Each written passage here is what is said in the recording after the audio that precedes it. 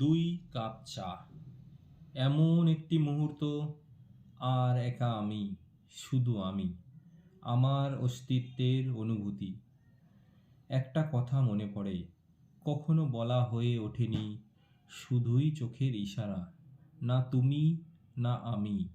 সেই শব্দগুলো ভেসে বেড়ায় বাতাসের হালকা ছোঁয়ায়, ভাষাহীন মিষ্টি গন্ধ এক, যা তুমিও অনুভব করো, যা আমিও অনুভব করি। না জানি কি রহস্য এক, বারবার এই অবুঝ মনকে বোঝায়, কি চেয়েছিস তুই।